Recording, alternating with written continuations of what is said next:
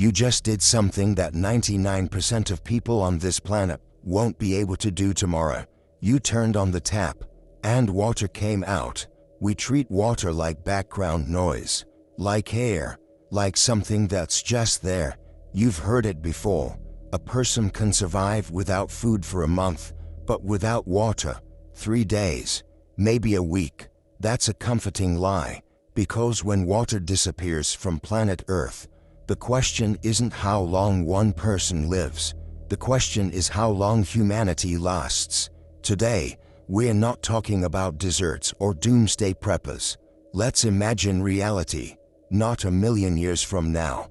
Right now, this morning, you woke up, and the water was just gone. I'm not here to scare you with apocalypse. Show you your actual tomorrow. And be honest, are you ready for it? Let's say it happens. The oceans are still there.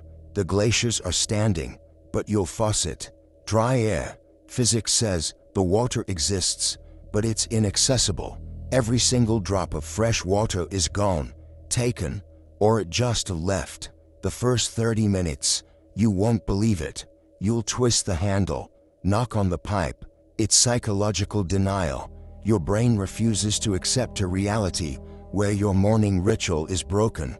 You opened a fridge. There's a bottle of Poland Spring. Right then, you're a billionaire. You're holding an asset that just became 1,000 times more valuable. You just don't know it yet. 1 hour in, factories start shutting down. Not because machines broke, because they're overheating. No water, no cooling. Power plants begin to scram their reactors. Nuclear facilities are designed assuming infinite water access. Without it, 4 hours until meltdown. But that's far away. Right next to you, the office water cooler goes dry. Your mouth feels dry. Not from thirst, from nerves. Hour 2, social media explodes. People post photos of empty riverbeds. Some are laughing, think it's a hoax. Some are already driving to Walmart.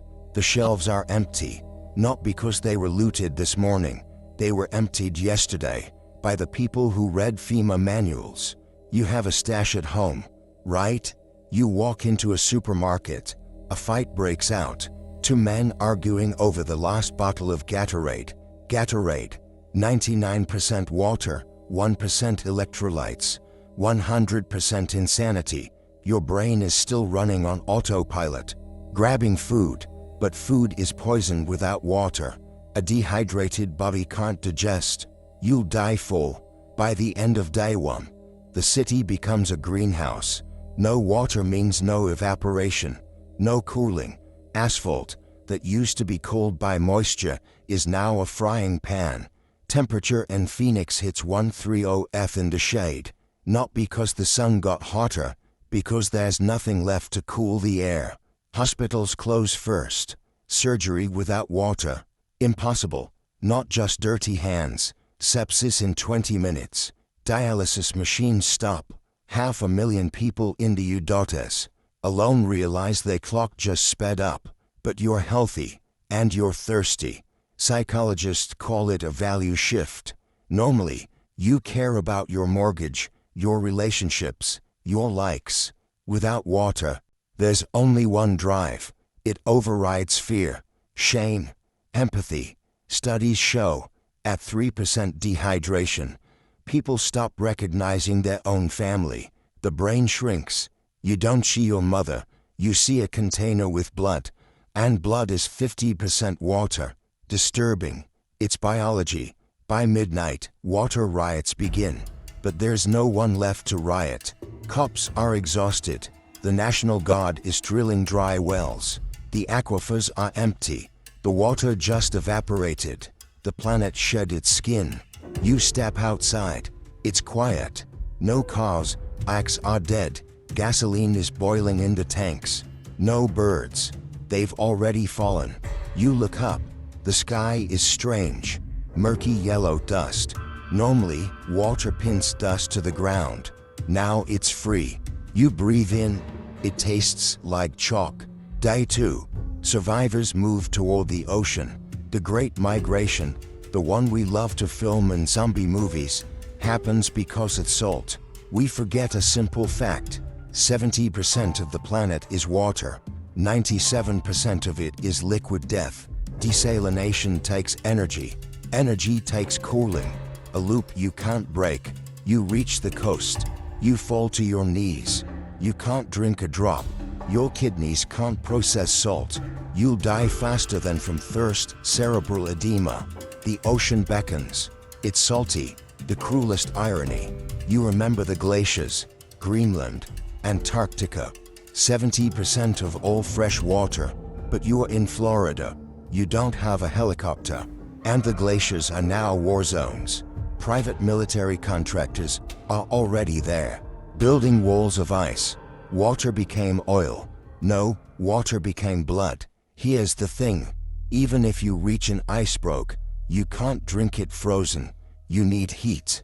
A fire attracts 1,000 others just like you. And they don't have water either. And they do have guns. Day 2 ends. You're lying on a cold floor in an abandoned lobby. Your tongue is swollen. Your skin folds when pinched. You've lost 10% of your body weight. Not fact water. You remember that shower you took yesterday. 50 gallons. The water you used to wash your car. Flush the toilet. That water could have kept a village alive for a month. We didn't think about it, because water was free. Free has no value, until it's gone. 1 week in, civilization dies. I'm not talking about electricity. I'm talking about morals. Psychologists know. Resource scarcity shuts down the prefrontal cortex. Self-control. Compassion. You stop being a human in the traditional sense. You become a biological machine. Objective. Find liquid. New social classes emerge. 1. Those who have water, they don't leave their bunkers. 2. Those who hunt for water. 3. Those who become water. Sounds metaphorical. It's not. Urologist Stephen Trott published a study in 2021. Under total thirst, human urine is the only sterile fluid available. Field distillation is possible. Survivors learn fast. The weak are a resource. Humanity doesn't die on day 3. It dies in the second minute a mother can't breastfeed because her body stopped producing milk. No water, no milk. Governments dissolve. Maps are redrawn. Borders follow dry riverbeds. Armies fight over aquaculture farms. The fish are already dead. The ocean is blooming with toxic algae. Without freshwater inflow, circulation stopped. The fish boiled alive in a warm salty bath. You're thirsty. Your thoughts are slow. You see a cactus on someone's balcony. Cactus is 90% water. You eat it, thorns and all. You don't feel the blood in your mouth.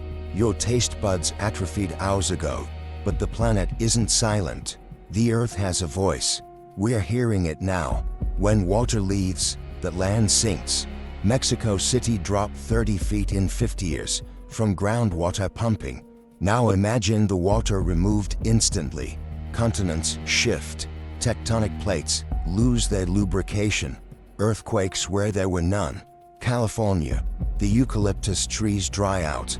They're full of oil. At 1,4 they explode. Like gas stations, the state burns. The fire visible from space. No one watches. The satellites are falling. Ground control stations overheated and shut down. Alaska, permafrost thaws. Beneath it, millions of tons of methane. It hits the atmosphere. The greenhouse effect we feared for a century happens in 1 week. But the worst is silence. Water is noise. Streams, rain, dripping taps, life sounds. Without them, the world goes deaf. Silence hits harder than hunger. People break. Nothing to listen to. Their own heartbeat sounds like thunder. 1 month in, we call it Earth again, land. Number ocean. The trenches, where water once stood, are the deepest canyons. The Mariana Trench, a tourist attraction. You can walk to the bottom.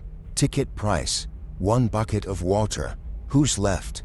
Not the strong, not the smart, the paranoid.